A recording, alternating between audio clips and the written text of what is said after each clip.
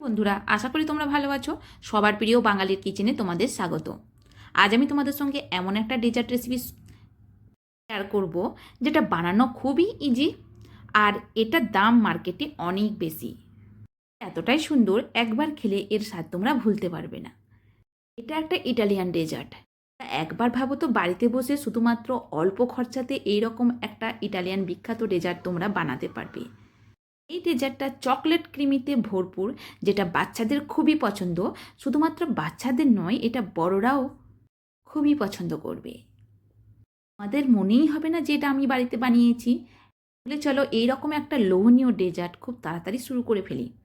Italian dessert বানানোর জন্য আমি নিয়েছি সবার প্রথম 100 গ্রামের মতো ছানা, আর তার সঙ্গে নিয়ে নিব টক দই 50 গ্রামের মতো। এখানে আমি দিয়ে দেবো 2 থেকে 3 টেবিল স্পুন পরিমাণ চিনি। তারই সঙ্গে দিয়ে দেব 3 থেকে 4 টেবিল স্পুন পরিমাণ পাউডার মিল্ক। দইটা কিন্তু অবশ্যই আগে থেকে জলটা ঝরিয়ে নেবেন। আর দেব 1 টেবিল স্পুন পরিমাণ কোকা পাউডার আর 1 টিস্পুন পরিমাণ ভ্যানিলা এসেন্স। সঙ্গে দিয়ে দেব 1 টেবিল স্পুন পরিমাণ বাটার। 1 টেবিল স্পুন পরিমাণ দুধ দিয়ে আমি এটা একটা পেস্ট বানিয়ে নিলাম। এদিকে দেখো আমি ব্রেডগুলোকে স্কোয়ার পিস করে কেটে নিয়েছি। আর এখানে দেখো একটা বড় মাপের বাটি নিয়ে আমি সেখানে নিয়ে নিলাম 1 টিস্পুন পরিমাণ পাউডার, আর তার সঙ্গে দিয়ে দেব গরম জল। এখানে কিন্তু কোনো সুগার ব্যবহার করব না, মানে মিষ্টি ব্যবহার করব না। এইবার একটা স্পুন দিয়ে ভালো করে এটাকে একটু গুলে নেব। এটা ভালো করে গোলা হয়ে গেছে। তো আমি এর মধ্যে একটা একটা ব্রেডের পিস এইভাবে ডুবিয়ে বক্সের মধ্যে রেখে দেবো। এইরকমভাবে ব্রেডগুলো আমি ডুবিয়ে এইভাবে একটা প্রথম লেয়ার দিয়ে এইভাবে রেখে দেবো।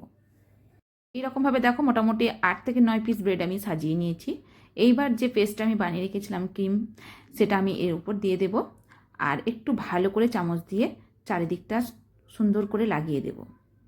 তোমরা দেখতেই পাচ্ছ আমি স্পুন দিয়ে ক্রিমটাকে চারিদিকে ভালো করে লাগিয়ে দিয়েছি। আমি ব্রেডের যে বাকি পিসগুলো আছে সেইগুলো এইভাবে কফির মধ্যে ডুবিয়ে নিয়ে এর ওপরে আবার একটা লেয়ার আমি দিয়ে দেব। তোমরা দেখতেই পাচ্ছ বানানোটা খুবই ইজি, আর এটার জন্য গ্যাস বা ওভেনের কোনো প্রয়োজন নেই। উইদাউট ফায়ারেই তোমরা এটা বানিয়ে নিতে পারবে। আর এটা বানানোর জন্য টাইমও তোমাদের বেশি লাগবে না।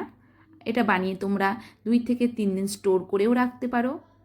বাচ্চাদের বার্থডের জন্য যদি তোমরা স্পেশাল বানাতে চাও কিছু, তাহলে তোমরা এটা অবশ্যই বানিয়ে নিতে পারো।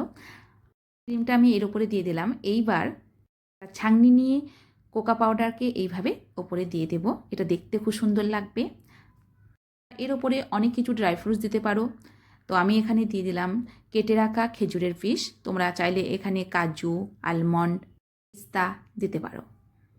দেখো ডেজার্ট একদম রেডি হয়ে গেছে। আর এটা দেখো দেখতে এতটা সুন্দর।